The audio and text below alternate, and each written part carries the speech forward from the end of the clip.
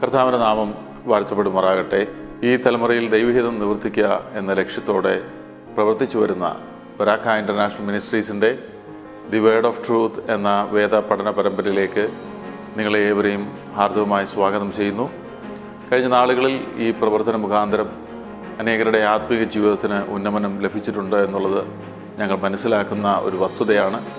അനേകരുടെ പ്രാർത്ഥനാ വിഷയങ്ങളിൽ നിന്ന് പ്രാർത്ഥിപ്പാനും അനേകരുടെ ആത്മീയമായിട്ടുള്ള ചോദ്യങ്ങൾക്ക് ഉത്തരം പറഞ്ഞു കൊടുക്കുവാനും അത് അവരുടെ ആത്മീയ ജീവിതത്തിന് വളർച്ചയ്ക്ക് നിദാനമായി തീർന്നു എന്നുള്ളതും ഞങ്ങൾ മനസ്സിലാക്കുന്നു. തുടർന്നും ഈ പ്രവർത്തനം ദൈവഹിത പ്രകാരം മുന്നോട്ട് കൊണ്ടുപോകാൻ ഞങ്ങൾ കർത്താവിൽ ശരണപ്പെടുന്നു. കഴിഞ്ഞ നാളുകൾ ഈ പ്രവർത്തനത്തെ ഓർത്ത് പ്രാർത്ഥിച്ച എല്ലാ പ്രിയപ്പെട്ടവർക്കും ഞങ്ങൾ നന്ദി പറയുന്നു. ഇന്നും നമുക്ക് വേദ പഠനത്തിലേക്ക് ശ്രദ്ധ തിരിക്കാം. പാസ്റ്റർ ജെയ്സ് ജോസഫ് തുടർന്ന് ദൈവവചനം ശുശ്രൂഷിക്കുന്നതാണ്. കർത്താവിൻ്റെ നാമം വാഴ്ത്തപ്പെടുമാറാകട്ടെ.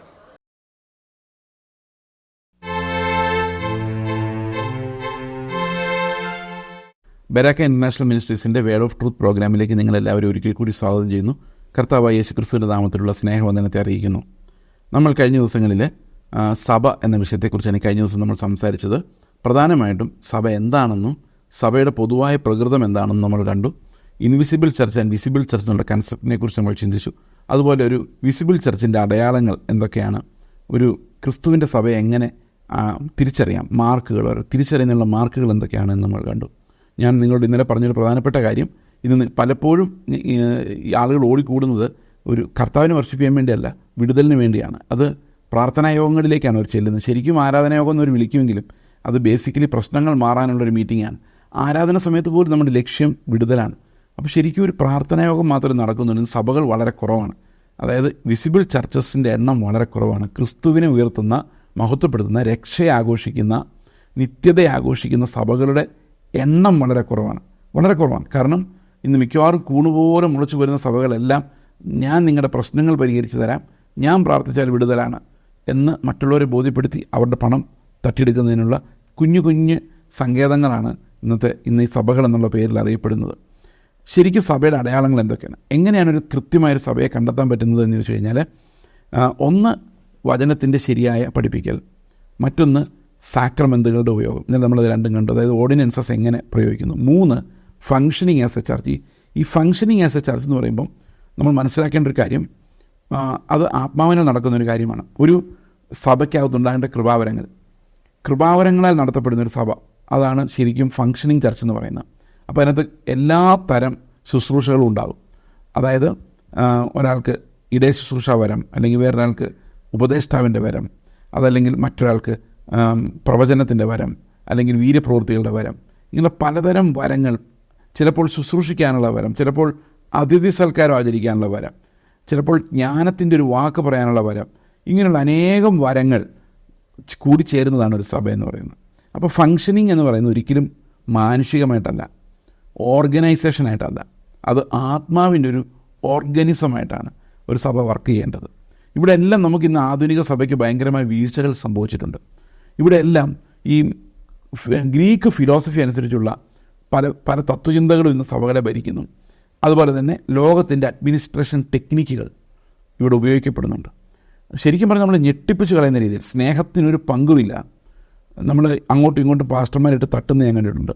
3 വർഷം കഴിയുമ്പം ട്രാൻസ്ഫർ. ഒന്നുകിൽ പാസ്റ്റർ മടുക്കും, അല്ലെങ്കിൽ വിശ്വാസികൾ മടുക്കും. കാരണം ആത്മാവിലല്ല. ആരും ശരിക്കും സ്വന്തം ജനമായി, സ്വന്തം മക്കളായി കാണുന്നില്ല. അതുകൊണ്ട് അവർക്ക് 3 വർഷം കഴിയുമ്പോൾ പോകാം. മിക്കവാറും ഈ പിള്ളേർ 4-5 സ്കൂളിലായിരിക്കും പഠിക്കുന്നത്. ദൈവത്തിൻ്റെ വചനത്തിൽ അങ്ങനെയൊക്കെ ഉണ്ടോ? ഞാൻ കാണുന്നില്ല. ഇതെല്ലാം മാനുഷികമായ അഡ്മിനിസ്ട്രേഷൻ ടെക്നിക്കുകളാണ്. ഒരിടത്ത് ഒരാളെ കൂടുതൽ ഇരുത്തിക്കൂടാ. ഇങ്ങനെയുള്ള പലതരം, ഈവൻ കർത്തൃമേശ എടുക്കും പല ആൾക്കാരും പറയാറുണ്ട്, എല്ലാ ആഴ്ച എടുത്തു കഴിഞ്ഞാൽ എൻ്റെ വില പോവും. ഈ പല പെന്തക്കോസ്ത് ചർച്ചിൽ പ്രത്യേകിച്ച് ആൾക്കാർ പറയുന്നൊരു കാര്യമാണ്, എല്ലാ ആഴ്ചയും കർത്തൃമേശ എടുത്തു കഴിഞ്ഞാൽ പിന്നെ അതിൻ്റെ ഒരു വില ഉണ്ടാവില്ല. അപ്പം ഞാൻ ചോദിക്കുന്ന, എല്ലാ ദിവസവും പ്രാർത്ഥിച്ചാൽ പിന്നെ അതിന് വില ഉണ്ടാവുമോ? എല്ലാ ദിവസവും നിങ്ങൾ ബൈബിൾ വായിച്ചാൽ പിന്നെ അതിൻ്റെ വില നഷ്ടപ്പെട്ടു പോകില്ലേ? അപ്പം വർഷത്തിലൊരിക്കലോ മാസത്തിലൊരിക്കലോ ബൈബിൾ വായിക്കാനൊരു ദിവസം വെച്ചാൽ മതിയോ? എല്ലാ ദിവസവും ചെയ്യണ്ടേ? അപ്പോൾ നമ്മൾ ചെയ്യേണ്ട കാര്യങ്ങൾ എല്ലാ ദിവസവും ചെയ്താൽ അതിൻ്റെ ഗൗരവം നഷ്ടപ്പെടുമെന്ന് പറഞ്ഞു കഴിഞ്ഞാൽ എന്താണ് അർത്ഥം? അപ്പം ഇതെല്ലാം മാനുഷികമായ ആലോചനകളാണ്. ഈ മാനുഷികമായ ആലോചനകൾ വെച്ചിട്ടാണ് ഇന്ന് സഭകൾ നടക്കുന്നത്. അത് ആത്മാവിനാലല്ല. പല ആൾക്കാർ ഞാനിങ്ങനെ വചനം സംസാരിക്കുമ്പോൾ പറയാറുണ്ട്, ബ്രദറുകാരെ പോലെയാണ്. ബ്രദറുകാരെ പോലെ ആണെന്ന് പറയുന്നത് എന്തുകൊണ്ടാണെന്ന് വെച്ച് കഴിഞ്ഞാൽ ഈ കൃപാവരങ്ങളെ കുറിച്ച് കാണിക്കുന്നില്ല, വചനം പറയുന്നതേ ഉള്ളൂ. ഈ വചനം പറയുന്നവരെല്ലാം ബ്രദറുകാരാണെന്നൊരു ചിന്തയുള്ളത്. അതിനകത്ത് കുഴപ്പമുണ്ടെന്നല്ല ഞാൻ പറഞ്ഞു വരുന്നത്. പക്ഷേ ഇവിടെ വേറൊരു അന്തർലീനമായിരിക്കുന്നൊരു പ്രോബ്ലം എന്താണെന്ന് വെച്ച് കഴിഞ്ഞാൽ, ഈ ശരിക്കുമുള്ള കൃപാവരങ്ങൾക്ക് വേണ്ടി ജീവിക്കുന്നവരാണെന്ന് പറയുന്ന ചർച്ചുകളിൽ ഒരു കൃപാവരവും പ്രോത്സാഹിപ്പിക്കുന്നില്ല എന്നുള്ളതാണ്. ഇന്നത്തെ സഭകൾ, പെന്തക്കോസ്ത് സഭകളിൽ ഒരു പാസ്റ്റർ ഉണ്ടെന്ന് വിചാരിച്ചോ. ഈ പാസ്റ്റർ ബൈബിൾ കോളേജിൽ നിന്ന് വന്ന ഒരാളായിരിക്കുമല്ലോ, തീർച്ചയായിട്ടും മിക്കവാറും ബൈബിൾ കോളേജിൻ്റെ പ്രൊഡക്ട്സാണ്. അദ്ദേഹം പാസ്റ്ററായിട്ടിരിക്കുന്നു. അവർ പറഞ്ഞ് ഞങ്ങളുടെ സഭ കൃപാവരം നിങ്ങൾ വിശ്വസിക്കുന്ന സഭയാണെന്നൊക്കെ പറയുന്നു. പക്ഷെ ഒരു പ്രവാചകനോട് എഴുന്നേറ്റാൽ ആ പാസ്റ്റർ ആ പ്രവാചകനുമായിട്ട് പെട്ടെന്ന് തന്നെ കോൺഫ്ലിക്റ്റ് വരും. കാരണം ഒരു രാജ്യത്ത് ഒരു രാജാവ് പാടുള്ളൂ എന്ന് പറയുന്ന പോലെ അധികാരം മുഴുവൻ ഈ ഒരു ഒറ്റ ആളിൽ നിക്ഷിപ്തമാവുകയും ബാക്കി എല്ലാ കൃപാവരങ്ങളും ഇവർ സഫോക്കേറ്റ് ചെയ്യുകയും ചെയ്യും. എല്ലാം ഓർഡറായിട്ട് നടക്കണം അത്രേ. അതുകൊണ്ട് എന്ത് ചെയ്യണം, ഇവരെന്ത് ചെയ്യുമെന്ന് ചോദിച്ചു കഴിഞ്ഞാൽ, ആ ബൈബിൾ കോളേജിൽ പഠിച്ച ഒരു പാറ്റേൺ എൻഫോഴ്സ് ചെയ്യാനാണ് പരിശ്രമിക്കുന്നത്. ആത്മാവ് എന്തെങ്കിലും പറഞ്ഞാൽ, ക്രിസ്തുവിനെക്കുറിച്ച് വെളിപ്പെടുത്തിയാൽ, ആത്മാവ് ഇന്ന് വ്യാപരിക്കുന്നില്ല. വേറൊരു കാര്യം, ആ സഭയിൽ വേറെ ഏതെങ്കിലും ഒരു ശുശ്രൂഷ, ഇപ്പോൾ ഒരു ഉപദേഷ്ടാവിൻ്റെ ശുശ്രൂഷ എടുത്തോളൂ, പ്രവാചകനെ നമുക്ക് വിടാം. സഭയിൽ ഉപദേഷ്ടാവിൻ്റെ കൃപാവരമുള്ള വചനം പഠിപ്പിക്കാൻ നല്ല കഴിവുള്ള ഒരു സഹോദരൻ ഉണ്ടാകുന്നു എന്ന് വിചാരിച്ചോ. ഈ പാസ്റ്ററെ സംബന്ധിച്ച് ആ സഹോദരൻ ഒരു ഭീഷണിയായിട്ടാണ്. കാരണം ഇതൊരു എക്സിസ്റ്റൻസിൻ്റെ കളിയാണ് ഇന്നത്. അപ്പോൾ ഈ കൃപാവരങ്ങൾ ഒരിടത്തും ഫങ്ഷൻ ചെയ്യുന്നില്ല, ശുശ്രൂഷ വരങ്ങൾ ഫങ്ഷൻ ചെയ്യുന്നതേ ഇല്ല. എല്ലാവരും അക്ഷരങ്ങൾ പോയി പഠിക്കുന്നു, ആ അക്ഷരങ്ങൾ പഠിക്കുന്നതിൻ്റെ അടിസ്ഥാനത്തിൽ ശുശ്രൂഷിക്കുന്നു. എന്നിട്ട് പറയുന്നു, അവർ കുറച്ച് നേരം തമ്പേറടിച്ചതുകൊണ്ട്, കുറച്ച് പേരെ നൃത്തം ചെയ്തതുകൊണ്ട്, കുറച്ച് പേര് ഉന്മാദത്തിലായതുകൊണ്ട് അവർ പറയുന്നു ഞങ്ങൾ ആത്മാവുള്ളവരാണ്. അപ്പോൾ കൃപാവരങ്ങൾ അവർക്ക് വേണ്ട, അവർക്ക് വേണ്ടത് ഈ ഉന്മാദമാണ്. ഈ ഉന്മാദത്തെയാണ് അവർ ആത്മാവെന്ന് വിളിക്കുന്നത്. ശരിക്കും ഒരു സഭയിൽ ആത്മാവ് ഉണ്ടെങ്കിൽ അവിടെ ശുശ്രൂഷവരങ്ങളെല്ലാം കാണേണ്ടതല്ലേ? ഒരു ഉപദേഷ്ടാവ് ഉണ്ടാകേണ്ടതല്ലേ? ഒരു ഇടയൻ ഉണ്ടാകേണ്ടതല്ലേ? ഒരു സുവിശേഷകൻ ഉണ്ടാകേണ്ടതല്ലേ? ഈ കാര്യങ്ങൾ, ഈ സുവിശേഷകൻ, ഇടയൻ, ഉപദേഷ്ടാവ്, ഇതെല്ലാം ഒരു സഭയിൽ ഉണ്ടാകണം. പക്ഷെ എന്തുകൊണ്ട് ഉണ്ടാകുന്നില്ലാത്തതിൻ്റെ കാരണം ഇവർക്ക് കൃപാവരങ്ങളിൽ താല്പര്യമില്ല. കാരണം അവരുടെ ഭീഷണി, അവരുടെ എക്സിസ്റ്റൻസിന് ഭീഷണിയാകുന്ന കൃപാവരങ്ങൾ അവർക്ക് താല്പര്യമില്ല. അവർ പറയുന്ന ആകെയുള്ള കൃപാവരം എന്ന് പറയുന്നത് ഡ്രം അടിക്കുക, കൺട്രോൾ വിടുക, അന്യഭാഷ പറയുക. ഇതെന്താ അന്യഭാഷ പറയുന്നതെന്ന് പോലും ആർക്കും അറിയത്തില്ല, അത് വിവേചിക്കപ്പെടുന്നുമില്ല. അപ്പോൾ ശരിക്കും ആത്മാവ് ഇല്ല എന്ന് പറയുന്ന ആളുകൾ, അവർ ആ പറയുന്ന മറ്റുള്ളവർക്ക് ആത്മാവില്ല എന്ന് പറയുന്ന ആളുകൾ അവർ തന്നെ ആത്മാവിലല്ല ശുശ്രൂഷിക്കുന്നത്. പാറ്റേൺ അനുസരിച്ചാണ്. പണ്ടിങ്ങനെയായിരുന്നു, എത്രയോ വർഷങ്ങളായിട്ട് ഒരേ പാറ്റേണാണ് കടന്നു പോകുന്നത്. ഇതെല്ലാം ട്രെയിൻഡായിട്ടാണ് ചെയ്യുന്നത്. പ്രിയ സഹോദരങ്ങളെ, ആത്മാവിന് സ്വാതന്ത്ര്യം കൊടുത്താൽ, ആത്മാവ് പറയുന്നത് കേൾക്കാൻ തുടങ്ങിയാൽ, കൃപാവരങ്ങൾക്ക് സ്വാതന്ത്ര്യം കൊടുത്താൽ, പലതരം ശുശ്രൂഷകൾ, മിഷണറിമാർ, വചനം പഠിപ്പിക്കുന്നവർ, സുവിശേഷകർ, ഇതെല്ലാം സഭയ്ക്കകത്ത് ഉണ്ടാവും. ആ കൃപാവരങ്ങളുള്ള അവയവങ്ങൾ അതിനകത്തുണ്ട്. അവർ ബൈബിൾ കോളേജിൽ പോയി പഠിച്ചില്ലെങ്കിലും അവർക്ക് കർത്താവിനെ അറിയാം, വചനം അറിയാം, അവരെ മറ്റുള്ളവരെ പഠിപ്പിക്കാനും അവരെ എൻകറേജ് ചെയ്യാനും പറ്റുന്ന ഇടയ ശുശ്രൂഷ വരങ്ങളുള്ള ആൾക്കാർ സഭയ്ക്കകത്ത് തന്നെ ഉണ്ടാകുന്നില്ലാത്ത എന്തുകൊണ്ടാണെന്ന് വെച്ച് കഴിഞ്ഞാൽ അവരെ അനുവദിക്കാത്തത് കൊണ്ടാണ്. അവരൊരു പരിധി വിട്ട് മുമ്പോട്ട് പോകാൻ അനുവദിക്കുന്നില്ല. അവർക്കൊരു ലെവൽ വെച്ചിട്ടുണ്ട്, അതിന് മുമ്പോട്ട് പോകാൻ സമ്മതിക്കില്ല.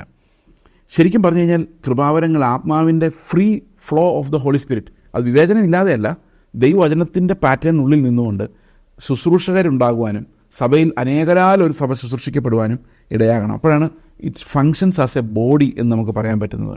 ഒരു ചർച്ച് ഒരു ശരീരമായി ഫങ്ഷൻ ചെയ്യണം, ദൈവത്തിൻ്റെ കർത്താവിൻ്റെ ശരീരമായി ഫങ്ഷൻ ചെയ്യണമെങ്കിൽ അതിൽ ഓരോ അവയവങ്ങൾക്കും പ്രാധാന്യമുണ്ട്. ആ അവയവത്തെ നമ്മൾ തടസ്സപ്പെടുത്താൻ പാടില്ല, എന്നാൽ വിവേചിക്കുകയും വേണം. അപ്പോൾ നിങ്ങൾ ചോദിക്കുമായിരിക്കും, ഇങ്ങനെ ആകെ അടിയാവുകയില്ല? ഒരാൾ പാസ്റ്റർ, ഒരാൾ ടീച്ചർ, ഒരാൾ സുവിശേഷകൻ, ഇവരെല്ലാവർക്കും അധികാരം കൊടുത്തു കഴിഞ്ഞാൽ, ഇവരെല്ലാവരും ശുശ്രൂഷ ചെയ്യാൻ തുടങ്ങിക്കഴിഞ്ഞാൽ അടിയാവില്ലേ, ബഹളമാവില്ലേ, ഓരോരുത്തരെയും വിളിച്ചുകൊണ്ട് പോകില്ലേ? ഇന്നതാ സംഭവിക്കുന്നത്, സത്യമായിട്ട് ഇതാ സംഭവിക്കുന്നത്. കാരണം മനുഷ്യൻ കർത്താവിനല്ല പ്രസാദിപ്പിക്കുന്നുള്ളതുകൊണ്ടാണ്. ഞങ്ങളുടെ സഭയിൽ എല്ലാ ശുശ്രൂഷകളും ഉണ്ട്, എല്ലാ ആൾക്കാരുണ്ട്. ഞങ്ങൾ തമ്മിൽ ഒരു കോൺഫ്ലിക്റ്റ് ഒന്നും ഒരിക്കലും ഉണ്ടായിട്ടില്ല. ഞാൻ വചനം പ്രസംഗിക്കുന്നതല്ലാതെ ഒരു കാര്യത്തിൽ ഞാൻ ഇടപെടുന്നില്ല. കാരണം ഇതാണ് എൻ്റെ കോളിങ് ഞാൻ ചെയ്താൽ മതി. അപ്പോൾ ദൈവം ഓരോരുത്തർക്കും നൽകുന്ന കോളിങ് അനുസരിച്ചാണ് ശുശ്രൂഷകൾ പോകേണ്ടത്. അപ്പം ഒരു ബോഡിയായിട്ട് ഫങ്ഷൻ ചെയ്യുമ്പം അവിടെ കൃപാവരമുള്ള ഒരാളും പ്രയോജനപ്പെടാതെ പോകരുത്, ശുശ്രൂഷയുള്ള ഒരാളും പ്രയോജനപ്പെടാതെ പോകരുത്. അതും ഒരു ബോഡിയായി. അപ്പോൾ ഒരു സഭയുടെ പ്രധാനപ്പെട്ട അടയാളങ്ങൾ നമ്മൾ കണ്ടത്, ഒന്ന് right preaching of the word of God, അതിനെക്കുറിച്ച് നമ്മൾ ഒത്തിരി വിശദമായിട്ട് സംസാരിച്ചിട്ടുണ്ട്. പിന്നെ നമ്മൾ കണ്ടത് ഒരു കറക്റ്റായിട്ടുള്ള ഓർഡിനൻസസ് അല്ലെങ്കിൽ അനുഷ്ഠാനങ്ങളുടെ വിനിയോഗം. മൂന്നാമത് നമ്മൾ കണ്ടത് സഭ ഒരു ബോഡിയായിട്ട്, ഒരു സിംഗിൾ ബോഡിയായിട്ട്, അതായത് കർത്താവിൻ്റെ ശരീരമായിട്ട് ഒരു യൂണിറ്റായിട്ട് ഫങ്ഷൻ ചെയ്യാനുള്ള ആ സഭയുടെ നിയോഗം. ഇത് മൂന്നുമാണ് ഒരു സഭയെ പ്രത്യേകമാകുന്നതും വ്യത്യസ്തമാക്കുന്നതും ഒരു യഥാർത്ഥ സഭയെ നമുക്ക് വേർതിരിച്ചറിയാൻ സാധിക്കുന്നതും ആ അടിസ്ഥാനത്തിലാണ്. ഈ അനുഷ്ഠാനങ്ങളുടെ കാര്യം നമ്മൾ ഇത്തിരിയുടെ വിശദമായിട്ട് ഇതിന് പുറകെ പഠിക്കുന്നതായിരിക്കും. എന്താണ് സ്നാനം, എന്താണ് അപ്പം നുറുക്കൽ എന്നുള്ള വിഷയം. ഇനി നമ്മൾ ചിന്തിക്കേണ്ട ഒരു കാര്യം, സഭ എന്നുള്ളത് കൊണ്ട് നമ്മൾ ഉദ്ദേശിക്കുന്ന ചില കാര്യങ്ങളുണ്ട്. ഞാൻ നിങ്ങളോട് നേരത്തെ പറഞ്ഞതുപോലെ ഇത് വിളിച്ചു മാറ്റപ്പെട്ട സെപ്പറേറ്റ് ചെയ്യപ്പെട്ട ആൾക്കാരുടെ സംഘമാണ്. അപ്പോൾ ഈ സെപ്പറേറ്റ് ചെയ്യപ്പെട്ട ആൾക്കാരുടെ സംഘം എന്ന് പറയുമ്പോൾ അവിടെ മറ്റുള്ളവരിൽ നിന്ന് വ്യത്യസ്തമായ എന്തെങ്കിലും വേണം. അതിന് നമുക്ക് വേണമെങ്കിൽ പ്യൂരിറ്റി എന്ന് വിളിക്കാം. സെപ്പറേഷൻ എന്ന് പറയുന്നത് പ്യൂരിറ്റിയാണ്, അതായത് പ്യൂർ അല്ലാത്തതിൽ നമ്മളെ സെപ്പറേറ്റ് ചെയ്തിരിക്കുന്നു. അപ്പോൾ എന്താണ് ഈ സെപ്പറേഷൻ എന്നുള്ളതുകൊണ്ട് ഉദ്ദേശിക്കുന്നത്? അവിടെ പറയുന്നത് നമ്മുടെ ഉപദേശപരമായിട്ടും ഉള്ള വ്യാജ ഉപദേശങ്ങളിൽ നിന്നും വ്യാജമായ ജീവിതശൈലികളിൽ നിന്നും രക്ഷപ്പെട്ട് ദൈവത്തിൻ്റെ വചനത്തോട്, അതായത് റിവീൽഡ് വിൽ, ദൈവം വെളിപ്പെടുത്തിയിട്ടുള്ള അവൻ്റെ ഇഷ്ടം, ഹിതം, ബൈബിളിലൂടെ വെളിപ്പെടുത്തിയിട്ടുള്ള അവൻ്റെ ഹിതത്തോട് ഏറ്റവും ചേർന്ന് നിൽക്കുന്ന ആ സ്വഭാവത്തെയാണ് നമ്മൾ സഭയുടെ പ്യൂരിറ്റി എന്ന് പറയുന്നത്. പ്യുവർ ചർച്ച് എന്ന് പറഞ്ഞു കഴിഞ്ഞാൽ രണ്ട് കാര്യങ്ങൾ, ഒന്ന് ഉപദേശം, മറ്റൊന്ന് ജീവിതം. ഈ ഉപദേശവും ജീവിതവും അതിൻ്റെ തെറ്റുകളിൽ നിന്ന് വേർപെട്ട് ക്രിസ്തുവിൻ്റെ ഉപദേശങ്ങളോട്, അതായത് വചനത്തിലൂടെ വെളിപ്പെടുത്തപ്പെട്ട ദൈവഹിതത്തോട് ചേർന്ന് നിൽക്കുന്ന സഭയാണ് നമ്മളൊരു പ്യുവർ ചർച്ച് എന്ന് വിളിക്കുന്നത്, അതായത് വിശുദ്ധമായ സഭ എന്ന് വിളിക്കുന്നത്. ഓക്കെ, അപ്പോൾ ഈ പ്യൂരിറ്റി ഓഫ് ചർച്ച് എന്ന് പറയുന്നത് വളരെ പ്രധാനമാണ്. നമുക്ക് ലോകത്തിൻ്റെ ഒരു പരിച്ഛേദം ആകാൻ പറ്റത്തില്ല. ലോകത്തിൻ്റെ ഒരു പരിച്ഛേദം പോലെ നിങ്ങൾക്ക് തോന്നുന്നുണ്ടെങ്കിൽ അത് സഭയല്ല, അത് സെപ്പറേറ്റഡ് അല്ല, കൂട്ടം സെപ്പറേറ്റഡ് അല്ല, ഇറ്റ്സ് നോട്ട് എ ചർച്ച്. പ്രിയ സഹോദരങ്ങൾ, എന്താണ് ഈ ലോകത്തിൻ്റെ പരിച്ഛേദം? നമ്മൾ സാധാരണ നോക്കുന്ന വസ്ത്രധാരണത്തിലും അല്ലെങ്കിൽ എന്താ പറയുന്നത് മേക്കപ്പിലും പിന്നെ ഇങ്ങനെയുള്ള പുറമേ ഉള്ള കാര്യങ്ങളിലാണ് നമ്മൾ ഈ സെപ്പറേഷനെ കുറിച്ച് ഭയങ്കര ജാഗ്രതയോടെ നോക്കുന്നത്. അത് നോക്കണ്ടെന്ന് ഞാൻ പറയുന്നില്ല. പക്ഷേ യഥാർത്ഥ സെപ്പറേഷൻ എന്താണ്? യഥാർത്ഥ സെപ്പറേഷൻ എന്ന് പറയുന്നത് ലോകം ചിന്തിക്കുന്നത് പോലെയോ ഒരു കർത്താവിനെ അറിയാത്ത ഒരാൾ ചിന്തിക്കുന്നത് പോലെ അല്ല ഞാൻ ചിന്തിക്കുന്നത് എന്നുള്ളതാണ്. അതിന് ഫിലോസഫിയിൽ നമ്മൾ പറയുന്ന വേൾഡ് വ്യൂ എന്നാണ്. ഒരു വിശ്വാസിയുടെ വേൾഡ് വ്യൂ, കാഴ്ചപ്പാട് വ്യത്യസ്തമാണ്, ടോട്ടലി ഡിഫറൻ്റ് ആണ്. അപ്പോൾ ജീവിക്കുന്ന എന്തിനു വേണ്ടിയെന്ന് വെച്ച് കഴിഞ്ഞാൽ അതും വ്യത്യാസമാണ്. എന്തിനാ പ്രാർത്ഥിക്കുന്നത് വെച്ച് കഴിഞ്ഞാൽ മറ്റു മതങ്ങളിലോ സഭകളിലോ പ്രാർത്ഥിക്കുന്ന വിഷയങ്ങൾക്ക് വേണ്ടിയല്ല. ജീവിത ദർശനം, ലോകത്തെ എങ്ങനെ കാണുന്നു, സമ്പത്തിനെ എങ്ങനെ കാണുന്നു, ചുറ്റുമുള്ളവരെങ്ങനെ കാണുന്നു, ശത്രുക്കളെ എങ്ങനെ കാണുന്നു, ദൈവത്തെ എങ്ങനെ കാണുന്നു, നമ്മളെ തന്നെ എങ്ങനെ കാണുന്നു, ഇതിനെ നമ്മൾ വേൾഡ് വ്യൂ എന്ന് പറയുന്നത്. ഈ വേൾഡ് വ്യൂ ടോട്ടലി ഡിഫറൻ്റ് ആണ്. ലോകത്തിൻ്റെ ഒരു കാഴ്ചപ്പാടല്ല വിശ്വാസിയുടെ കാഴ്ചപ്പാട്. സമ്പത്ത് കാണുമ്പോൾ ലോകം ആലോചിക്കുന്നത് എത്ര സ്നേഹത്തോടെയാണ്, എന്നാൽ നമ്മൾ ആലോചിക്കേണ്ടത് അങ്ങനെയല്ല. നമ്മൾ ഈ സമ്പത്തിനോട് ആസക്തിയുള്ളവരായി കഴിയുമ്പോൾ നമ്മൾ ലോകത്തിനോട് ഒട്ടിപ്പിടിക്കുന്നവരായി മാറും, അത്യാഗ്രഹികളായി മാറുമ്പോൾ. അല്ല, ഇന്ന് ഈ പ്രോസ്പെരിറ്റി ടീച്ചിങ് എന്ന് പറഞ്ഞ് കേരളത്തിൽ മുഴുവൻ സമൃദ്ധിയുടെ സുവിശേഷം, ഈ ലോകം മുഴുവൻ സമൃദ്ധിയുടെ സുവിശേഷം പറഞ്ഞ ആൾക്കാർ എന്താ ചെയ്തതെന്ന് വെച്ച് കഴിഞ്ഞാൽ ഈ ലോകത്തിൻ്റെ മോഹങ്ങൾക്കകത്ത് വിശ്വാസികളെ പെടുത്തിക്കളയുകയായിരുന്നു. അപ്പോൾ പ്യുവർ ചർച്ച് എന്ന് പറഞ്ഞു കഴിഞ്ഞാൽ ക്രിസ്തുവിന് വേണ്ടി ജീവിക്കുന്ന, ആ ഉപദേശങ്ങളിൽ വിശ്വസിക്കുന്ന, ജീവിതത്തെ സൂക്ഷിക്കുന്ന, എങ്ങനെ ഈ ലോകത്തിൻ്റെ മലിനതകളിൽ നിന്ന് കർത്താവിൻ്റെ സ്വഭാവത്തിലേക്ക് നടക്കുന്ന ഒരു സംഘത്തെയാണ് നമ്മൾ പ്യുവർ ചർച്ച് എന്ന് പറയുന്നത്. അപ്പോൾ നമ്മുടെ സഭയെ സംബന്ധിച്ച് നമ്മൾ പറയേണ്ട ഒരു കാര്യം, നമ്മുടെ ചർച്ച് ഒരു പ്യുവർ ചർച്ചായിരിക്കണം. എല്ലാവരും ചിന്തിക്കുന്ന പോലെ ആകരുത്. കഴിഞ്ഞ ദിവസം ഒരാൾ എന്നോട് ചോദിച്ചു, നിങ്ങളുടെ ചർച്ചിൽ നിന്ന് മാത്രം എന്തിനാണ് ഇത്രയും മിഷണറിമാരെ വിടുന്നത്? കാരണം അവർക്കൊരു പ്രതിഷേധത്തിൽ ചോദിച്ചാണ്, കാരണം അവരുടെ കുട്ടി മിഷണറി ആയിട്ട് പോയതുകൊണ്ട്. അപ്പോൾ ഞാൻ പറഞ്ഞു, ഒരു സഭയിൽ നിന്നൊരു മിഷണറി വിടുക എന്ന് പറഞ്ഞാൽ ഭയങ്കര ചിലവുള്ള പരിപാടിയാണ്. ഇപ്പോൾ ഇന്ന് വിദേശത്തൊക്കെ വർക്ക് ചെയ്യുന്ന പിള്ളേർ, അവർക്ക് സാലറി 3-4 ലക്ഷം രൂപയാണ്. അതെന്ന് വിചാരിച്ചോ, നല്ല ജോലിയുള്ളവർ.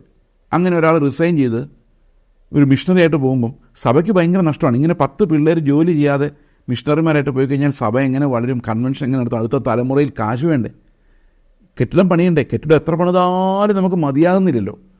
അതിന് ആഡംബരം പിടിപ്പിച്ച്, അതിന് ലൈറ്റ് പിടിപ്പിച്ച്, ലൈറ്റ് എന്താ പറയുന്നത്, ആ ലൈറ്റുകളൊക്കെ ഇങ്ങനെ കിടക്കുന്നത് കണ്ടു കഴിഞ്ഞാൽ നമുക്ക് അത്ഭുതം. കൊട്ടാരത്തിലാണോ ഹോട്ടലിലാണോ ചർച്ചിലാണോ വന്നിരിക്കുന്നു തോന്നുന്ന രീതിയിലാണ് ഇന്ന് ചർച്ചുകൾ പണിയുന്നത്. ഇതിനൊക്കെ കാശ് വേണ്ടേ? ഈ കാശ് എവിടെ നിന്ന് വരും? ഈ കാശ് വരുന്നത് അധ്വാനിച്ച് നമ്മുടെ സഹോദരങ്ങൾ ഉണ്ടാക്കുന്ന പണത്തിൻ്റെ ദശാംശവും പിന്നെ ഞെക്കി പിഴിഞ്ഞെടുക്കുന്നതും സ്വാധീനിച്ചെടുക്കുന്നതുമായ പണമാണ്.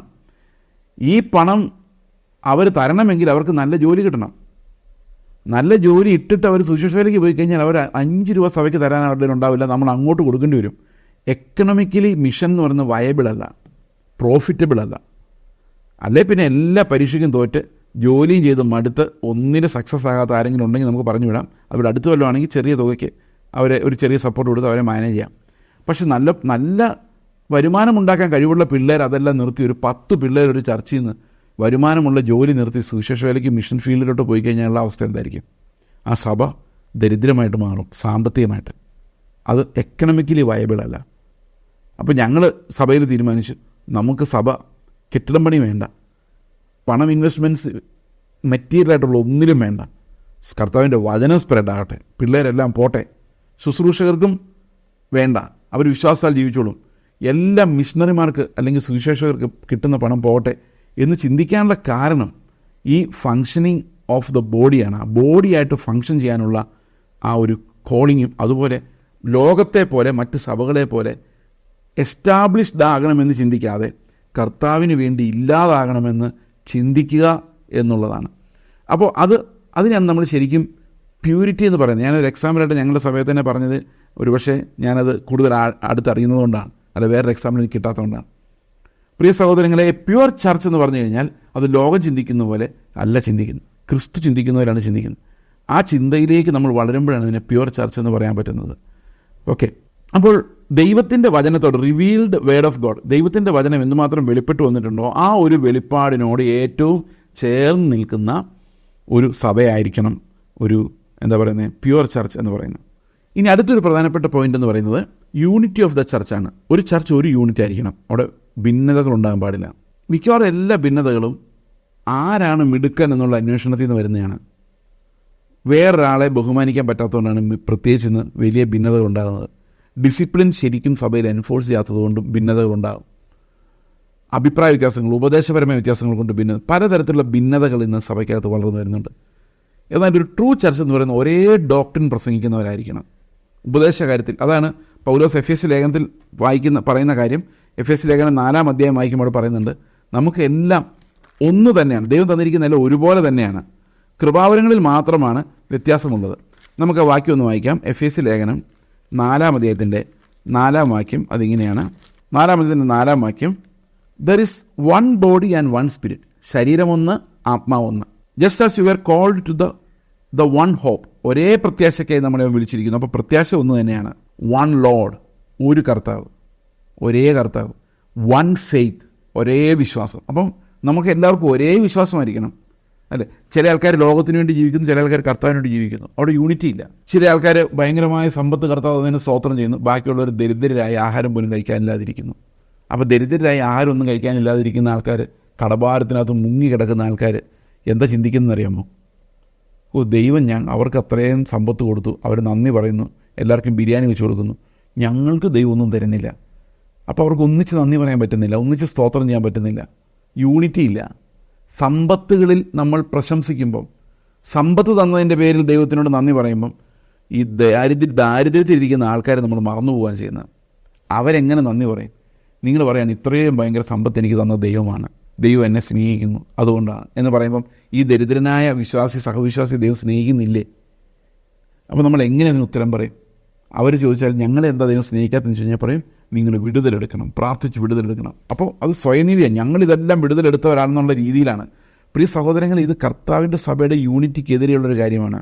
അതേസമയത്ത് ഇങ്ങനെ പറയാമെന്ന് വിചാരിച്ചോ, കർത്താവെ ഞങ്ങളെ കാൽവരി ക്രൂശിലെ മരണത്തിലൂടെ, അവിടുത്തെ രക്തം ചിന്തിയതിലൂടെ ഞങ്ങളെ വീണ്ടെടുത്തതിനായി സ്തോത്രം എന്നൊരു വാക്ക് പറഞ്ഞാലോ? അതെല്ലാവർക്കും പറയാം. അതാണ് യൂണിറ്റി എന്ന് പറയുന്നത്. എന്നെ രക്ഷിച്ച കർത്താവിന് സ്തോത്രം എന്ന് പറയുമ്പോൾ അതൊരു യൂണിറ്റിയാണ്. എല്ലാ മനുഷ്യരും ഒന്നിച്ച് ആമേൻ പറയാം, ഈ സ്തോത്രത്തിന് ആമേൻ പറയാം. അതാണ് യൂണിറ്റി എന്ന് പറയുന്നത്. കർത്താവിൻ്റെ സഭയ്ക്ക് ഒരു യൂണിറ്റി ഓഫ് പർപ്പസ് ഉണ്ട്. എന്തിനു വേണ്ടി, എന്താണ് ചെയ്യുന്നത്? സഭ ഒരിക്കലും ലോകത്തിൽ കാശ് കിട്ടുന്ന അതൊന്നും സഭയുടെ വിഷയം. നിങ്ങൾ ബിരിയാണി കഴിച്ചോ കഞ്ഞി കുടിച്ചോ എന്നുള്ളത് സഭയുടെ വിഷയമല്ല. സഭയുടെ വിഷയം കർത്താവിനെ മഹത്വപ്പെടുത്തുന്നുണ്ടോ എന്നുള്ളതാണ്. അത് കർത്താവുമായിട്ട് ചേരുന്ന ഒരു സംഘമാണ്. അപ്പോൾ അവിടെ പുകഴ്ത്തപ്പെടേണ്ടത് കർത്താവ് മാത്രമാണ്. കർത്താവ് നമ്മളെ രക്ഷിച്ചതാണ് ഏറ്റവും വലിയ അനുഗ്രഹം എന്ന് പറയുന്നത്. ഈ അനുഗ്രഹത്തിന് നമ്മൾ സ്തോത്രം ചെയ്യുമ്പം എല്ലാവർക്കും ആമേൻ പറയാൻ പറ്റും. അവിടെ ആമേൻ പറയാൻ പറ്റാത്തവരെ സഭയിലെ അംഗങ്ങളല്ല. അതാണ് സഭയുടെ വേർതിരിവ്, വേർപാട് അല്ലെങ്കിൽ പ്യൂരിറ്റി എന്ന് പറയുന്നത്. അതുതന്നെയാണ് അതിൻ്റെ യൂണിറ്റി. അപ്പോൾ ഒരു ചർച്ച് ഒരേ കാര്യം പ്രസംഗിക്കുന്ന ആൾക്കാരാണ്, ഒരേ വചനം, ഒരേ വിശ്വാസമുള്ളവരാണ്. പക്ഷെ കൃപാവരങ്ങളിൽ വ്യത്യാസമുണ്ട്. അതേ വചനത്തെ 3 പേർ ശുശ്രൂഷിക്കുമ്പോൾ 3 രീതിയിലായിരിക്കും ആ കൃപാവരങ്ങൾ അടിസ്ഥാനപ്പെടുത്തിയിരിക്കും. അല്ലെ 4 പേർ ശുശ്രൂഷിക്കുമ്പോൾ 4 രീതിയിലായിരിക്കും. പക്ഷെ ഒരേ വചനമായിരിക്കും, ഒരേ വിശ്വാസമായിരിക്കും. അതാണ് സഭയുടെ യൂണിറ്റി എന്ന് പറയുന്നത്. അപ്പോൾ കൃപാവരങ്ങളിൽ വ്യത്യാസമുണ്ടെങ്കിലും വേർഡ് ഒന്ന് തന്നെയാണ്.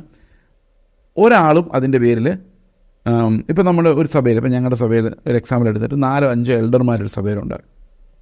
അവരാണ് കാര്യങ്ങൾ നടത്തുന്നത്. അതിനകത്ത് ഇടയ ശുശ്രൂഷ പരമുള്ളവരുണ്ട്, പാസ്റ്റർമാർ, അല്ലെങ്കിൽ വചനം പ്രസംഗിക്കുന്നവരുണ്ട്, സുവിശേഷം പറയാൻ പോകുന്നവരുണ്ട്, മിഷണറിമാരുണ്ട്, ഇവരെല്ലാവരും ഉണ്ട്. അപ്പോൾ ഇവരെല്ലാം സഭയുടെ മൂപ്പന്മാരാണ്, എൽഡേഴ്സാണ്, അത് അഡ്മിനിസ്ട്രേഷൻ ഉള്ളവരാണ്. അപ്പോൾ അങ്ങനെ വരുമ്പോൾ ഇപ്പോൾ ഒരാൾക്ക് എന്നോടൊരു പിണക്കം തോന്നി, അയാൾ ഇട്ടിട്ട് പോകേണ്ട കാര്യമില്ല. കാരണം മറ്റ് എൽഡേഴ്സ് ഉണ്ട് അവിടെ, അവരുമായിട്ട് ചിലപ്പോൾ സൗഹൃദം ഉണ്ടായിരിക്കാം, അവർക്ക് എന്നോട് സംസാരിക്കാം. ഇതെല്ലാം കർത്താവിനെ മഹത്വപ്പെടുത്തണമെന്നേ ഉള്ളൂ എങ്കിൽ എന്താ കുഴപ്പം? അപ്പോൾ ഒരാളിരുന്ന് അയാളുമായിട്ട് വഴക്കുണ്ടാക്കി തല്ലി പിരിഞ്ഞ് പലതാകുന്നതിനേക്കാളും എത്രയോ നല്ലതാണ് പരസ്പരം സ്നേഹിക്കുന്ന ഒരു 3-4 പേര് ഒന്നിച്ച് കർത്താവിൻ്റെ ഒരു ശരീരത്തിൻ്റെ ഒരു നെറ്റായിട്ട് ഇവിടെ ഉണ്ടെങ്കിൽ എത്ര നല്ലതായിരിക്കും. ഒരു കളക്റ്റീവ് എൽഡർഷിപ്പ് എന്ന് പറയുന്നത്. അപ്പോൾ നിങ്ങൾ പറയും വഴക്കുണ്ടാവും, ഉണ്ടാവില്ല. ദൈവത്തിൻ്റെ ആത്മാവാണ്. അതാണ് ഒന്നാമത്തെ തെളിവ്, യൂണിറ്റി ഓഫ് ദ ചർച്ച്. അതായത് ദൈവമാണ് ഒരു സഭയുടെ ശക്തി, ആത്മാവാണ് ഒരു സഭയെ നിയന്ത്രിക്കുന്നുള്ളതിൻ്റെ ഏറ്റവും വലിയ അടയാളം എന്ന് പറയുന്നത്. ആ സഭയിൽ അഭിപ്രായം അങ്ങോട്ടും ഇങ്ങോട്ടും പലതും പറഞ്ഞേക്കാം, പക്ഷെ പരസ്പരം ഒരു വൈരാഗ്യമോ മത്സരമോ ഉണ്ടാവുകയില്ല എന്നുള്ളതാണ് ദൈവത്തിൻ്റെ ആത്മാവ് കൊണ്ടുവരുന്ന സിങ്കിങ്, അല്ലെങ്കിൽ ആ യൂണിറ്റി എന്ന് പറയുന്നത്. ഈ യൂണിറ്റി ഒരു സഭയിൽ പ്രധാന കാര്യമാണ്. പൗലോസിൻ്റെ ആൾക്കാരും അപ്പല്ലോസിൻ്റെ ആൾക്കാരും കേഫാവിൻ്റെ ആൾക്കാരും ഇതിലൊന്നുമില്ലാത്ത ആത്മീയത കളിക്കുന്ന ഞങ്ങൾ കർത്താവിൻ്റെ ആൾക്കാരെന്ന് പറയുന്നവർ എല്ലാ സഭയിലും സ്പ്ലിറ്റ് ഉണ്ടാക്കുന്നത് ഈ ആത്മാവ് പ്രവർത്തിക്കുന്നില്ല എന്നുള്ളതുകൊണ്ടാണ്. കൊരിന്ത് സഭയിൽ ആത്മാവ് അവർക്ക് വെറും അന്യഭാഷ അല്ലെങ്കിൽ അങ്ങനെയുള്ള എക്സ്പ്രഷൻസ് ആയിരുന്നു. അവിടെയും ഈ ഡിസ്യൂണിറ്റിയുടെ പ്രോബ്ലം ഉണ്ടായിരുന്നു. പല പല പല ചേരിതിരിവുകളായിരുന്നു. പ്രത്യേകിച്ചും കൃപാവരങ്ങളുണ്ടെങ്കിൽ ഇങ്ങനെ പറയുന്നത് അയാൾക്ക് ഭയങ്കര കൃപയായിട്ടോ, ഇയാൾ അത്രയും പറ്റത്തില്ല. ഇങ്ങനെ നമ്മളിന്ന് വിലയിരുത്തിയാണ് ഓരോരുത്തരുടെ ആൾക്കാരായിട്ട് നമ്മൾ മാറുന്നത്. അപ്പോൾ യൂണിറ്റി ഓഫ് ദ ചർച്ച് എന്ന് പറയുന്നത് വളരെ പ്രധാനപ്പെട്ട ഒരു ഡോക്ടറാണ്. ഒരു ചർച്ചിൽ ഇപ്പോൾ യൂണിറ്റി എൻഫോഴ്സ് ചെയ്യാൻ ചില ആൾക്കാർ പറയുന്ന ഒരൊറ്റ സിംഗിൾ ലീഡർഷിപ്പ്, അയാൾ പറയുന്ന എല്ലാവരും കേൾക്കുക, അതാണ് യൂണിറ്റി. അത് യൂണിറ്റി അല്ല, അതല്ല യൂണിറ്റി. യൂണിറ്റി എന്ന് പറഞ്ഞു കഴിഞ്ഞാൽ നമുക്ക് എല്ലാവർക്കും സ്വാതന്ത്ര്യം ഉണ്ടാവുകയും അതേസമയം നമ്മൾ ഒന്നിച്ച് ഒരേ കാര്യത്തിനായി കർത്താവിൻ്റെ അടുത്തേക്ക് ചെല്ലുകയും ചെയ്യുമ്പോഴാണ് യൂണിറ്റി ഉണ്ടാകുന്നത്. അതല്ല ഒരാൾ അടിച്ചമർത്തി ഞാൻ പറയുന്ന മര്യാദയ്ക്ക് കേട്ടോണം, എനിക്കെതിരെ പറഞ്ഞാൽ നിന്നെ കർത്താവ് ശപിക്കും എന്നൊക്കെ പറഞ്ഞ് ഒരു മായാലോകം ഉണ്ടാക്കി അവിടെ യൂണിറ്റി ഉണ്ടാക്കാം. അപ്പോൾ എല്ലാവർക്കും പാസ്റ്ററുടെ കീഴിൽ അടങ്ങിയിരുന്നുള്ളൂ. ഇപ്പോൾ പാസ്റ്റർ എന്ന തലയുടെ ശരീരമായിട്ട് അവർ മാറിക്കോളും. അതല്ല ദൈവത്തിൻ്റെ യൂണിറ്റി എന്ന് പറയുന്നത്, കർത്താവ് കൊണ്ടുവരുന്ന യൂണിറ്റി എന്ന് പറയുന്നത് ഒരു കർത്താവ്, ഒരു ദൈവം, അല്ല ഒരു പാസ്റ്റർ എന്നുള്ളതല്ല യൂണിറ്റി. ഒരു കർത്താവ്, ഒരു ദൈവം, ഒരു വിശ്വാസം, എല്ലാം ഒന്നേ ഉള്ളൂ. ആ വിശ്വാസം നമ്മുടെ ഉള്ളിലേക്ക് കർത്താവ് തരുന്നു. ഈ വിശ്വാസമാണ് നമ്മളെ യൂണിറ്റിയിൽ കൊണ്ടുവരുന്നത്. അല്ലാതെ ഒരു പാസ്റ്ററുടെ കീഴിലിരിക്കുന്നുള്ള യൂണിറ്റി ആത്മീകമല്ല, അത് ജഡീകമായ യൂണിറ്റിയാണ്. അത് ഭയത്തിൽ നിന്നുണ്ടാകുന്നതാണ്. അതൊരു മനുഷ്യൻ്റെ എന്താ പറയുന്നത് ചാമിൽ നിന്നുണ്ടാകുന്നതാണ്, അത് ദൈവികമല്ല. അപ്പോൾ ദൈവത്തിൻ്റെ സഭ പ്യുവറായിരിക്കണം, യൂണിറ്റി ഒരു യൂണിറ്റ് ആയിരിക്കണം. അപ്പോൾ കർത്താവിൻ്റെ സഭയിൽ യഥാർത്ഥ ക്രിസ്ത്യാനികൾ തമ്മിൽ കലഹമുണ്ടായി, ചെറിയ കാര്യങ്ങൾക്ക് പ്രശ്നമുണ്ടായി, ഡിവിഷൻസ് ഉണ്ടാകുന്നത് അപകടകരമായ കാര്യമാണ്. അത് ഒരു നല്ല സഭയുടെ അടയാളമല്ല. അപ്പോൾ നല്ല സഭയിൽ എപ്പോഴും നമുക്ക് അങ്ങോട്ടും ഇങ്ങോട്ടും ഡിസ്കസ് ചെയ്യാനും പരസ്പര ബഹുമാനത്തോടെ കാര്യങ്ങൾ ചെയ്യാനും എല്ലാവർക്കും കർത്താവിനെ മഹത്വപ്പെടുത്തിയാൽ മതിയെങ്കിൽ എന്താണ് പിന്നെ കോൺഫ്ലിക്റ്റ്? ഒരു ശുശ്രൂഷ ഒരാൾ ചെയ്താൽ നമുക്കതിൽ സന്തോഷിക്കാമല്ലോ. ഇപ്പം 2-3 സഹോദരന്മാർക്ക് ഇന്ന ശുശ്രൂഷ വരെയാണ് കൂടുതൽ ഇഷ്ടം, ആയിക്കോട്ടെ, നമുക്കെന്താ, ദർ ഇസ് നോ കോമ്പറ്റീഷൻ. എന്തിനാ കോമ്പറ്റീഷൻ? അതിൻ്റെ കോമ്പറ്റീഷൻ്റെ ആവശ്യമേ ഇല്ല. കാരണം we enjoy the presence of the Lord in every one. നമ്മളെല്ലാവരുടെയും രക്ഷയിൽ സന്തോഷിക്കുന്നു, നമ്മുടെ രക്ഷയിൽ സന്തോഷിക്കുന്നു, ആത്മാവ് ഒരു സഭയിൽ പ്രവർത്തിക്കുന്നതിൽ സന്തോഷിക്കുന്നു, പലരിലൂടെ പ്രവർത്തിക്കുന്നതിൽ നമ്മൾ കൂടുതൽ സന്തോഷിക്കുന്നു. ഓക്കെ, ഇനി നമ്മൾ കാണാൻ പോകുന്നത് എന്തിനു വേണ്ടിയാണ് ഒരു സഭ ഒരു ദേശത്ത്, അതിൻ്റെ ഫംഗ്ഷൻ എന്താണ്? What does the church do? നമ്മൾ നേരത്തെ പറഞ്ഞ പോലെ നമ്മൾ സഭയായി കൂടി വരുന്നതിൻ്റെ പ്രധാന കാര്യം എന്ന് പറയുന്നത് ദൈവത്തെ ആരാധിക്കുക എന്നുള്ളതാണ്. അപ്പോൾ സഭയുടെ ഒന്നാമത്തെ പർപ്പസ് എന്ന് പറയുന്നത് ഗീവ് ഗ്ലോറി ടു ഗോഡ്. കൂടി വരുന്നത് ദൈവത്തെ സ്തുതിക്കാൻ വേണ്ടിയാണ്, സ്തോത്രം ചെയ്യാൻ വേണ്ടിയാണ്, മഹത്വപ്പെടുത്താൻ വേണ്ടിയാണ്, രക്ഷയെ കൺഫസ് ചെയ്യാൻ വേണ്ടിയാണ്. ഞങ്ങൾ രക്ഷിച്ച ദൈവമേ നിനക്ക് സ്തോത്രം എന്ന് പറയാൻ വേണ്ടിയാണ്, അതിനുവേണ്ടിയാണ് കൂടി വരുന്നത്. അപ്പോൾ നമ്മൾ വാ തുറന്ന് കർത്താവിനെ സ്തോത്രം ചെയ്യണം. കർത്താവെ, നീ ഞങ്ങളെ രക്ഷിച്ചതിനായ സ്തോത്രം, ഞങ്ങൾ ഒന്നിച്ച് വന്ന് നിന്നെ സ്തുതിക്കുന്നു, മഹത്വപ്പെടുത്തുന്നു. We glorify you. ഈ ട്രൂ വർഷിപ്പ് എന്ന് പറയുന്നത് അത് എന്താണ് എന്നുള്ള കാര്യത്തെക്കുറിച്ച് ഞാൻ വളരെ ബ്രീഫായിട്ട് 1-2 കാര്യങ്ങൾ പറയാം. സാധാരണഗതിയിൽ വർഷിപ്പ് എന്നുകൊണ്ട് ആൾക്കാർ ഉദ്ദേശിക്കുന്നത് നല്ലപോലെ താളം ഇട്ട് കൊടുക്കുക, ആൾക്കാർ ആ താളത്തിനകത്തോട്ട്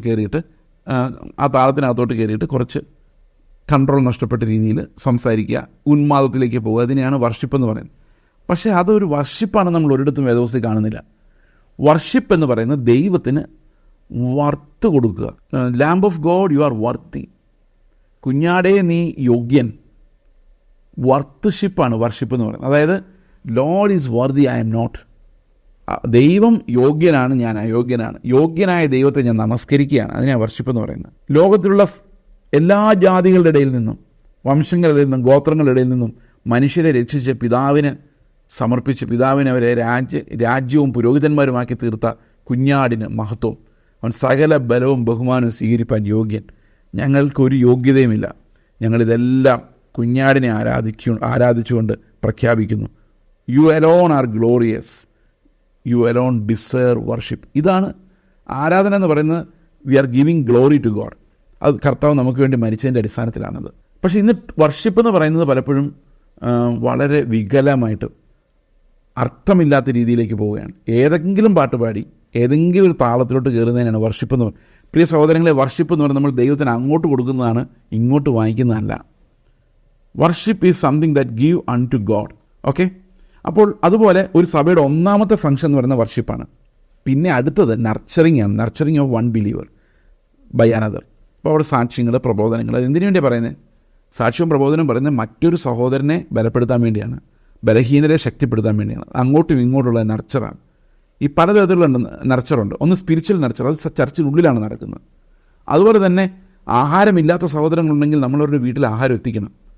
വയ്യാത്ത ആൾക്കാരുണ്ടെങ്കിൽ അവരെ നമ്മൾ സപ്പോർട്ട് ചെയ്യണം. ഇത് ചർച്ചിൻ്റെ ഫംഗ്ഷനാണ്. അപ്പോൾ ചർച്ചിൻ്റെ ഫംഗ്ഷനകത്ത് വരുന്ന കാര്യമാണ് ഒന്ന് ദൈവത്തിനുള്ള ആരാധന, മറ്റൊന്ന് വിശ്വാസികൾക്കുള്ള പരിചരണം. ഇനി മൂന്നാമത്തെ എന്തായിരിക്കും? സ്വാഭാവികമായിട്ടും അവിശ്വാസികളോടുള്ള ഔട്ട്റീച്ച്. ക്രിസ്തുവിനെക്കുറിച്ച് അറിഞ്ഞിട്ടില്ലാത്തവരോട് ക്രിസ്തുവിനെക്കുറിച്ച് പറയുവാനുള്ള ഔട്ട്റീച്ച്. പ്രിയ സഹോദരങ്ങളെ, പലരും ചിന്തിക്കുന്നത് കൺവേർട്ട് ചെയ്യാനാണെന്നാണ്. ഒരിക്കലുമല്ല. നമ്മൾ ആരെയും കൺവേർട്ട് ചെയ്യാൻ നമുക്ക് പറ്റത്തില്ല. നമ്മളെ അറിയിക്കാൻ മാത്രമേ കർത്താവ് പറയുന്നത്. അറിഞ്ഞ് വിശ്വസിക്കുന്നവരെ ആണ് പിന്നീട്. നമുക്ക് ഒരിക്കലും ഒരാളെയും കൺവേർട്ട് ചെയ്യാൻ പറ്റിയില്ല. Only we can let them no what the gospel is. എന്താണ് സുവിശേഷമെന്ന് മറ്റുള്ളവർ പറയാൻ മാത്രമേ പറ്റുള്ളൂ. ഒരാളെ കൺവിൻസ് ചെയ്യാനോ നിർബന്ധിക്കാനോ നമുക്ക് സാധിക്കില്ല. അതുകൊണ്ട് എന്താണ് നമ്മൾ വിശ്വസിക്കുന്ന സുവിശേഷമെന്ന് നാട്ടിൽ മുഴുവൻ അറിയേണ്ടത് ആവശ്യമാണ്, സാക്ഷ്യം വഹിക്കേണ്ടത് ആവശ്യമാണ്. അപ്പോൾ സഭ തീർച്ചയായിട്ടും വചനം താലുള്ള നർച്ചർ കൊടുക്കണം, അതുപോലെ തന്നെ സുവിശേഷം പറയണം, അതുപോലെ ദൈവത്തെ ആരാധിക്കണം. അപ്പോൾ ഒന്നാമത് ദൈവത്തോടുള്ള ആരാധന, രണ്ടാമത് വചനത്താലും അല്ലാതെ ജീവിത സന്ധാരണത്തിലൂടെയുള്ള പരസ്പരമുള്ള നർച്ചറിങ്, മൂന്ന് കർത്താവിൻ്റെ സ്നേഹത്തെ വെളിപ്പെടുത്തുവാനുള്ള സാക്ഷ്യം, വിറ്റ്നസ്സിങ്, സുവിശേഷീകരണം അല്ലെങ്കിൽ മിഷൻ. ഇതാണ് ഒരു സഭയുടെ ഫംഗ്ഷൻ എന്ന് പറയുന്നത്. മൂന്നുമാണ് ഏറ്റവും കാർഡിനലായിട്ടുള്ള ഒരു സഭയുടെ ഫംഗ്ഷൻസ് എന്ന് പറയുന്നത്. പ്രിയ സഹോദരങ്ങളെ, നമുക്ക് അങ്ങനെ സഭകൾ രൂപപ്പെട്ടു വരാൻ വേണ്ടിയും വളർന്നു വരാൻ വേണ്ടിയും നമുക്ക് പ്രാർത്ഥിക്കാം. ഇത് വൺ മാൻ ഷോ ആയിട്ട് ഒരാളുടെ കഴിവ് കാണിക്കാൻ വേണ്ടിയും ഒരാളുടെ ശുശ്രൂഷ വെളിപ്പെടുത്താൻ വേണ്ടി, അയാൾക്ക് ലാഭമുണ്ടാക്കാൻ വേണ്ടിയും വീട് പണിയാൻ വേണ്ടിയും സമ്പത്തുള്ളവനായി മാറാൻ വേണ്ടി നടത്തുന്ന അഭ്യാസങ്ങളല്ല ശുശ്രൂഷ എന്ന് പറയുന്നത്. ശുശ്രൂഷ എന്ന് പറയുന്നത് ക്രിസ്തുവിനെ വെളിപ്പെടുത്തുന്നതും ക്രിസ്തുവിനെ ആരാധിക്കുന്നതും മഹത്വപ്പെടുത്തുന്നതും പരസ്പരം നർച്ചർ ചെയ്യുന്നതുമായ ഒരു സഭയിലൂടെ വെളിപ്പെട്ടു വരുന്ന കാര്യങ്ങളാണ്. അതുകൊണ്ട് പ്രിയ സഹോദരങ്ങളെ, നമുക്ക് പ്രാർത്ഥിക്കാം. ഞങ്ങളുടെ സ്വർഗ്ഗസ്ഥ പിതാവേ, ഞങ്ങളുടെ സഭകളെല്ലാം ക്രിസ്തു അടിസ്ഥാനമിട്ട് പണിയുന്ന, ശുശ്രൂഷകളാൽ നടത്തപ്പെടുന്ന, കർത്താവെ അങ്ങയുടെ മഹത്വത്തെ വെളിപ്പെടുന്ന സംഘങ്ങളാക്കി മാറ്റണം. ആരാധനയിലൂടെ അങ്ങയുടെ ഹൃദയത്തിലേക്ക് ചെല്ലുവാൻ കർത്താവ് അങ്ങയെ മഹത്വപ്പെടുത്തുവാൻ ഞങ്ങളെ സഹായിക്കണം. പരസ്പര സ്നേഹത്തോടെ നർച്ചർ ചെയ്യുവാനും കർത്താവ് ഒരിക്കലും അങ്ങയെക്കുറിച്ച് കേട്ടിട്ടില്ലാത്തവരുടെ അടുത്തേക്ക് പോകുവാനുമുള്ള ഞങ്ങളുടെ കാലുകൾ അതിനായി ബലപ്പെടുത്തണമെന്ന് പ്രാർത്ഥിക്കുന്നു. കർത്താവായ യേശു ക്രിസ്തുവിന്റെ നാമത്തിൽ തന്നെ ആമേൻ. ക്രൂശിലെ ദിവ്യസ്നേഹം ഓർക്കുമ്പോൾ എങ്ങനെ ഞാൻ മൗനമായിടും? എന്നാഥൻ എനിക്കായി സഹിച്ചതാ കഷ്ടതകളെങ്ങനെ മറന്നിടും? ക്രൂശിലെ ദിവ്യസ്നേഹം ഓർക്കുമ്പോൾ എങ്ങനെ ഞാൻ മൗനമായിടും?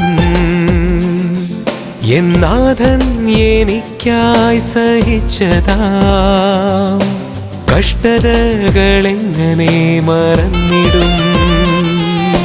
വർണ്ണിക്കും ആ ദിവ്യ സ്നേഹത്തെ ആയുസ്സിൻ ദിനമൊക്കെയും, വർണ്ണിക്കും ആ ദിവ്യ സ്നേഹത്തെ ആയുസ്സിൻ ദിനമൊക്കെയും. ക്രൂശിലെ ദിവ്യ സ്നേഹം ഓർക്കുമ്പോൾ എങ്ങനെ ഞാൻ മൗനമായിടും? എന്നാഥൻ എനിക്കായി സഹിച്ചതാ കഷ്ടതകളെങ്ങനെ മറന്നിടും?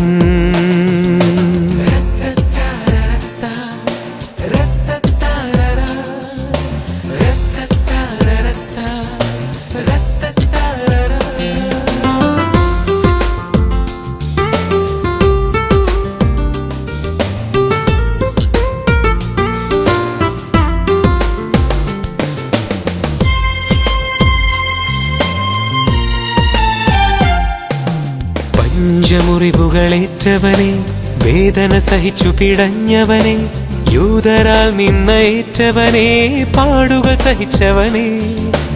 പഞ്ചമുറിവുകളേറ്റവനെ, വേദന സഹിച്ചു പിടഞ്ഞവനെ, യൂതരാൽ നിന്നയേറ്റവനെ, പാടുകൾ സഹിച്ചവനെ.